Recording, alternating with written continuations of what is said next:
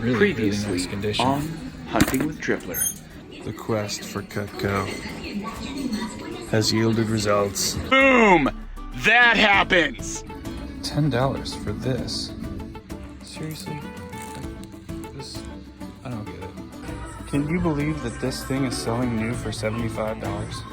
What's happening, folks? Tripler here. My real name is Nick. I am a part-time online reseller utilizing platforms like eBay and Amazon to sell new and used goods that I'll find at a garage sale, at a thrift store, at an estate sale, and sometimes at the flea market.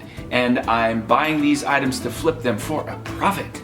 And so, if you're new to the channel, what I'm trying to do is educate you on the items that you want to pick up, and we're having a lot of fun on the way, and there's a whole lot of surprises. You should go back in time and check out some of my major game haul videos, or even just my random toy videos. I oftentimes am being educated by you, and that's the fun about this collaboration and this channel. We got a lot of cool stuff coming up in this video, so stand by. I collect so many things. Would you like to share this journey with me? I will show you the prizes I got today. So come along with me, come on and join the chase. Yeah. First thing I want to mention is we have our 500 subscriber giveaway. In the month of February, you need to be a subscriber and you need to comment on an upcoming video. Once we get to 500 subscribers, I will let everyone know that on a particular video, all I want you to do is comment. I might ask a question, but if you comment and you're a subscriber, you'll be eligible to win. And more details to come, but let's get to 500 subscribers first. I need you to help me get there. And if you like the videos and you like the content, hit the like button because it will help my channel grow tremendously and helps me know what kind of content you guys want me to make. Today's episode, we're going back to Savers. Savers has been fantastic for us the last month in January and even into February. So I continue to find really good quality items for resale. Later in the video, we also traveled up to Seattle and I went to 3 or 4 different thrift stores on a day that I had a little bit of additional time. And we sourced some really cool Apple products, of course, but just random wares and a really awesome camera score. So without further ado, let's get into today's episode. Hope you like what you're gonna see. All right, let's start the day off at Goodwill. Let's check it out. $7.99 for that one, sweet. And then $79 for that one, both sealed. Nice little gem here. These Jordans go for about $100. They are definitely dirty, but the general condition is really, really good. This is huge, and they're only $10. So the first thing I had to do was just to look up what Jordans these were. I knew they were Jordan 8s, but I didn't realize they were retro chromes. But just a little research got me there. Now, the best news right out of the gate, there were 176 up listed, which is fine. I then sorted the list by highest, price first plus shipping, and that kind of gives me a range and an idea of what other people are listing at. So I went then to remove all of the new listings and just populated the pre-owned.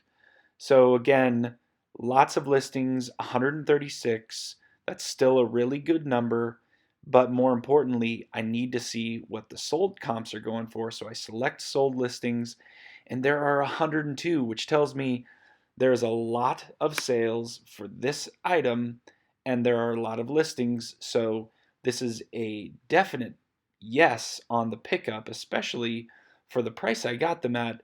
The real question is, how will they look after I clean them up? And it needs a light cleaning. It could be as high as 150 or as low probably as $70 to $60. Heading to Savers. Thing looks dope.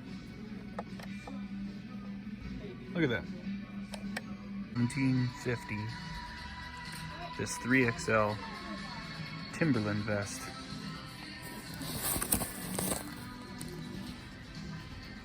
I'm gonna look it up. And then we have, looks a little vintage, Powderhorn Mountaineering. It's women's size 14, $6.50. It looks really nice. Check that out. I'm gonna pick that up.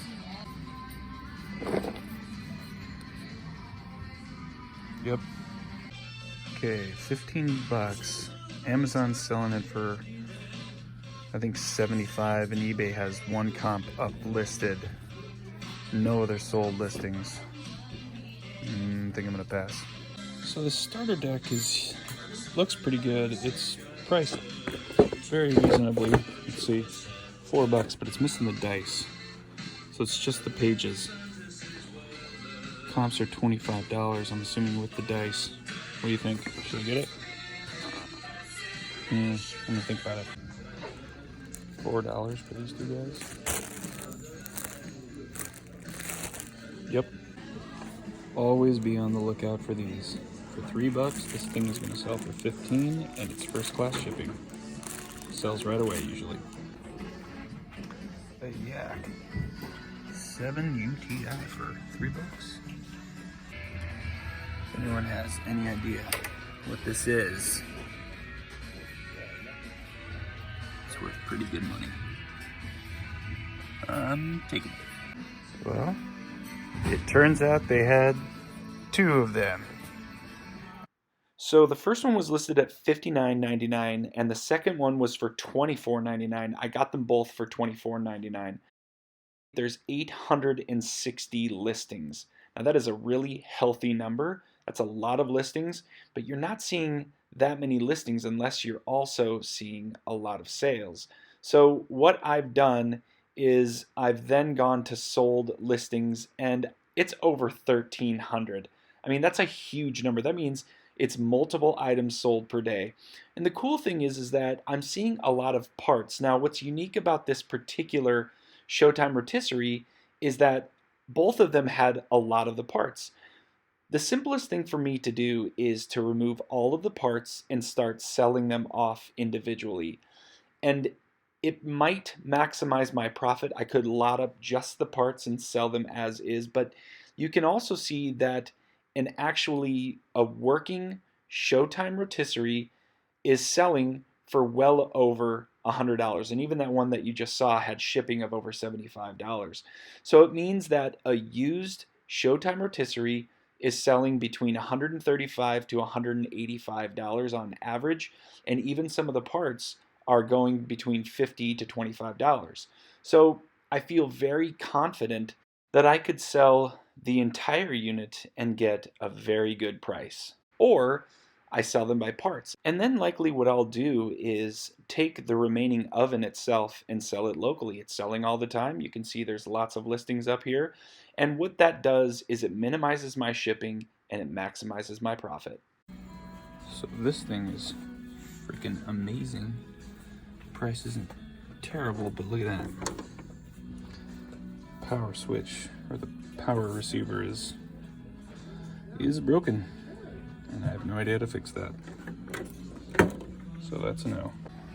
Alright folks, here is an example of being on the fence with a purchase.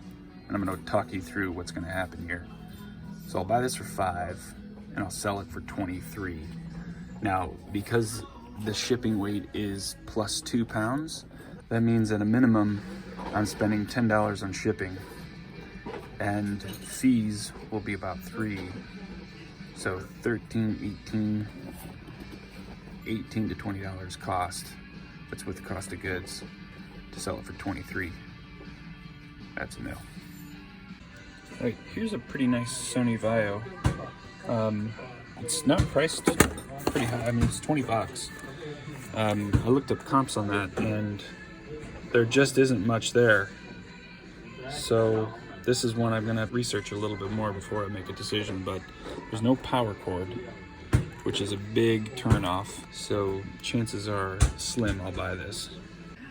Hey guys, another example of buying tools that are kind of the overlooked component, the battery and the charger. These are usually the easier pieces to ship and higher value.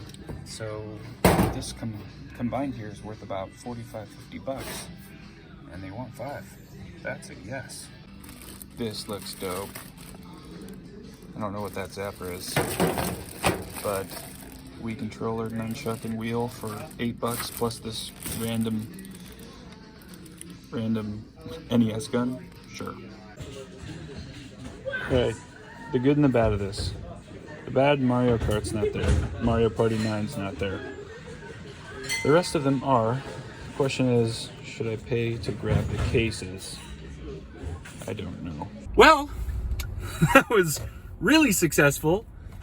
It's Friday. Fridays have never failed me at a thrift store. I don't know if this is nationally a trend that Fridays are either good days to drop off things. Maybe you're trying to get a head start on the weekend, but Fridays are my days to thrift, and I probably will for the very foreseeable future be thrifting every Friday. So it pays to leave your number at garage sales. I just got a phone call and I didn't know the number, and I traditionally, if I don't know the number, I don't answer it. She said, hello, you came to my garage sale and you left your number inquiring about video games. And I said, yes, absolutely, that's me. She said, well, we have them ready to go if you'd like to come and take a look. So we are gonna try for a local pickup today, otherwise it will be tomorrow, but this video will absolutely include the finds from that. It could be nothing, it could be something fantastic, and of course I'm not going to buy them just because they're giving me first dibs on them. I'm going to buy them as if I was at a garage sale. So I know not to overpay, but I also know that I'm paying more than GameStop, so I usually use that as a tactic when I'm buying locally, at least for somebody who doesn't have an idea in their mind what to sell them for. And if they're using eBay as a guide, typically what I'll say is, hey, look, I'm a reseller, so in order for me to get that price on it, I would have to be buying it here in order for my margin to be worth buying in the first place. And that also works as a tactic. So using GameStop or using being a reseller as a means to buy those items at a cheaper price, it tends to work. What's happening, folks? So this local pickup is actually going to happen today. It's still Friday. I was on my way to the warehouse. She gave me a call and she's like, hey, I'm ready now. It's actually not that far from my warehouse. It's probably 4 miles away. And I just said, all right, well, I'll drive over. So I have no idea what to expect. She mentioned games, she mentioned systems, and she did say PlayStation. But in my experience, I recognize that sometimes people will just say a console or a household name, a generic name that represents just all things video games. So you never know if they have just PlayStation or they might have Nintendo, Xbox, who knows. So we are relatively close. I'm gonna stop and grab some cash. I have no idea what to expect, but I'm at least gonna go in with a couple $100.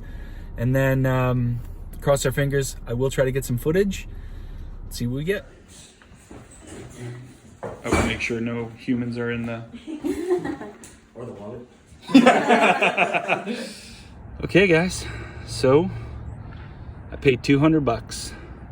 You want to know why I agreed to that? Because for the first time in the wild, I got that. And that's why I made the deal. All right, I made the deal. And they had everything laid out really nicely. I mean, they were prepared for me to be there without question. But what was really obvious is she had a number in mind the moment I walked in. I used, as I mentioned before, the tactic of both GameStop and being a reseller to get her way off of her number.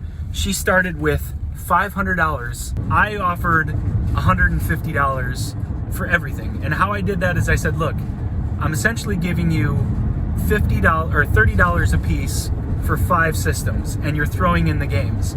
And I walked her through the margin that I'm gonna make on each game. And I told her, this is effectively how much money I think I'm gonna make on this. This is how much I usually make on this. And it turned from $500 down to $200. So I took my number up to $160. She stayed firm at $200. I said, look, I understand where you're at. I understand that you want to get the best deal out of this, but the money is just not, it's just not there. It's a lot of work for me to go through all this. So I said, 180, that's really the best that I can do. And she said, look, I'm firm at 200. And if you want to do that, then this is a done deal. And I said, Nick, this is my internal monologue, quit being so greedy. 200 is a good deal considering the games that are there. I only showed you the NCAA 14. It was perfect.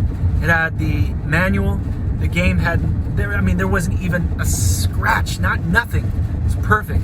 So I'm gonna command a premium for that, which I believe I'll get $75 for that game. And quite honestly, there were some other ones. There was Dragon Ball Z Budokai Tenkaichi 3.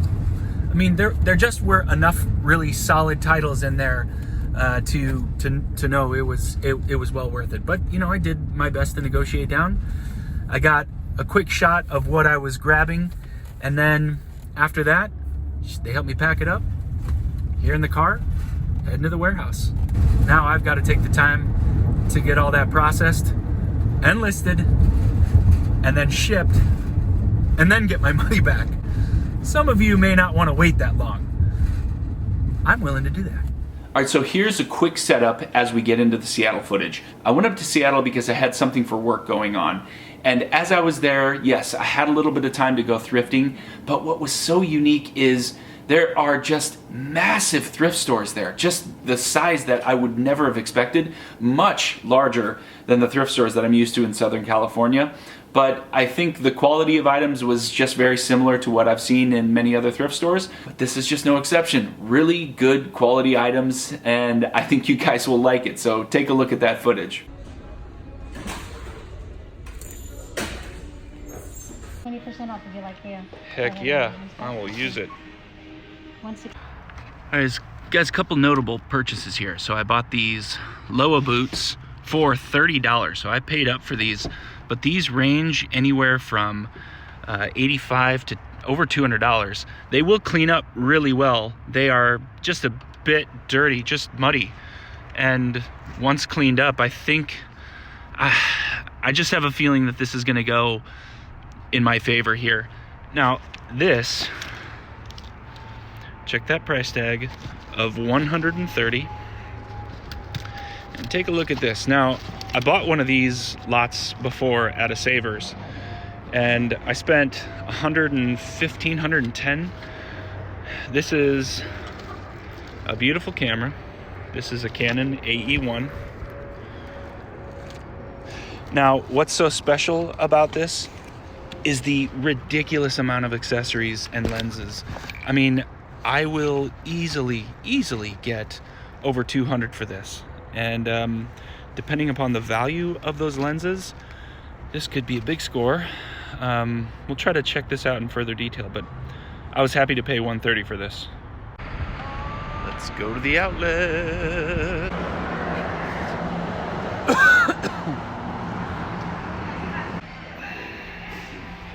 Absolutely brutal, dude. Oh man. Was it like smoke too or something, or was it just... No, it was just something, chemicals that they sprayed, some kind of chemical spray, yeah. That's just awful, dude. It's horrible, man. All right, man. See ya.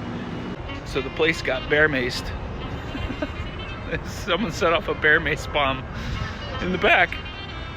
And, well, at least I walked out of there with only spending $7. Bear mace? That's weird. I sold this Seahawks stocking cap for $11. These Ride snowboarding boots for $41 total. That includes shipping. $9 for a Nike golf head cover. And this MIT speaker wire is listed for $50. City run thrift store. This is freaking brilliant.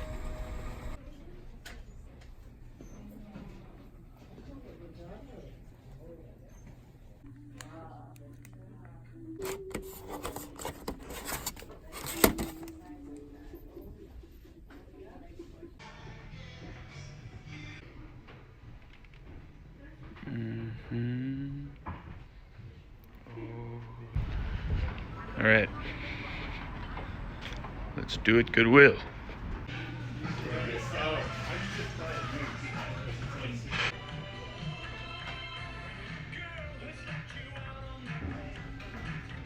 Mm-hmm.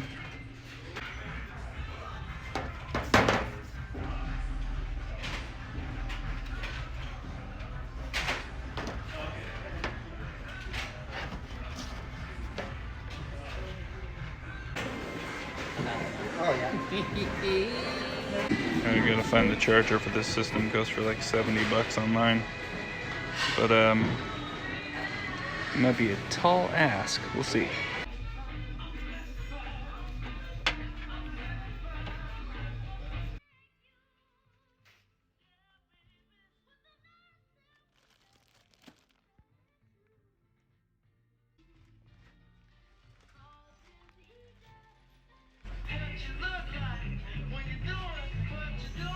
Well, that's it, folks. That's today's episode. By far, the best item that we picked up was the Canon AE1 set.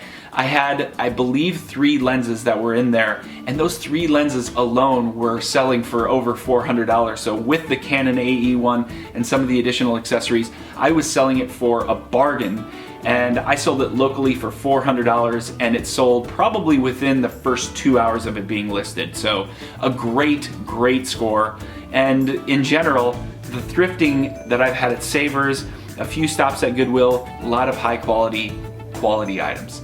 In any case, thank you guys again for stopping by. Don't forget about the 500 subscriber giveaway that we have. And if you'd like to subscribe, I'd love to have you join the journey. In any case, thank you guys for stopping by. I really appreciate it. And we'll see you next time.